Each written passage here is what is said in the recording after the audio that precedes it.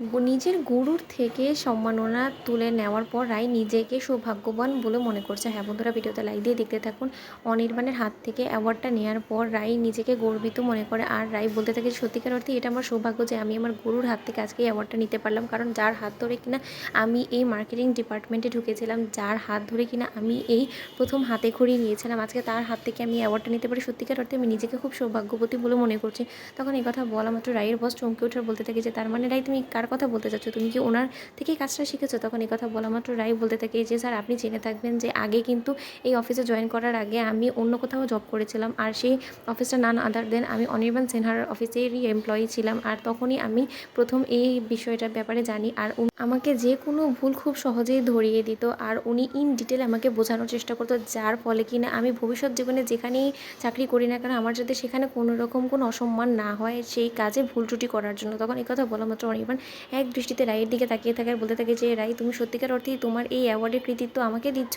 আজকে তোমার এই সাফল্যতার জন্য শুধুমাত্র তুমি আমাকেই তোমার এই সকল কিছু ডেডিকেট করে দিচ্ছ? ওদিকে রাই বলতে থাকে যে তাহলে আমার মূল কথা এটাই আসলে আমি বলতে চাচ্ছি যে আজকে আমার এই অর্জনের পেছনে নান আদার দেন অনির্বাণ সিনহা এর এই হাত আছে। তার থেকেও বড় কথা যে আমার পরিবার যারা কিনা আমার সব খারাপ ভালো চড়াই উতরাই সব কিছুতে আমার সবসময় পাশে ছিল, আর যাদের কারণে আমি এতটা সাহস পেয়েছি আমার মধ্যে থেকে সকল দুর্বলতা দূর করতে পেরেছি, আমি আমার এই অ্যাওয়ার্ডটাকে আমার গুরু এবং আমার ফ্যামিলিকে ডেডিকেট করতে চাই।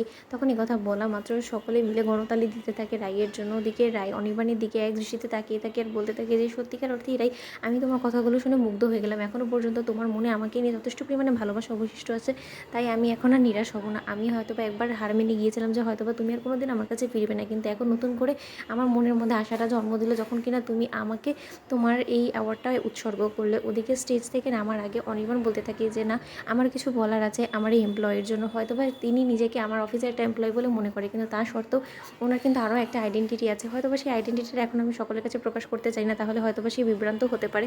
কিন্তু একটা কথা আমি বলবো যে উনি এমন একজন এমপ্লয়ি যে কিনা কোনো দিনও নিজের বসকে নিরাশ করেনি। উনি খুব তাড়াতাড়ি সব কিছু শিখে ফেলে, কারণ ওনার ডেডিকেশন এবং হার্ডওয়ার্ক কাজের প্রতি সত্যিকার অর্থেই ওনাকে অনেক বেশি অন্যদের থেকে আলাদা করে তোলে। আর তার থেকেও বড় কথা যে কখনো কাজ থেকে ফাঁকি দেওয়ার চেষ্টা করে না, কাজটাকে উনি ওনার সব থেকে ফার্স্ট প্রায়োরিটি দেয়, বিধায় আজকে উনি ওনার কাজের মধ্যে এতটা সফলতা পেয়েছে। আর আমি আশা করি যে উনি যেখানেই যাক না কেন ভবিষ্যৎ জীবনে উনি যাতে এরকম করেই সব জায়গায় সব ফিল্ডে সাকসেসফুল হয়। I am really very happy for you miss Rai. তখন রাই বলতে থাকে যে সত্যিকার অর্থেই স্যার আমিও আপনার কাছ থেকে কাজ শিখতে পেয়ে নিজেকে গর্বিত বলে মনে করছি। আজকে হয়তো এই অ্যাওয়ার্ডটা আমার হাতে থাকতো না যদি কিনা আপনি আমাকে হাতে খড়িটা না দিতেন। তখন এই কথা বলা মাত্র অনির্বাণ বলতে থাকে যে থ্যাংক ইউ সো মাচ। তো বন্ধুরা, ভিডিওটি ভালো লেগে থাকলে অবশ্যই লাইক কমেন্ট শেয়ার করে সাবস্ক্রাইব করতে ভুলো না।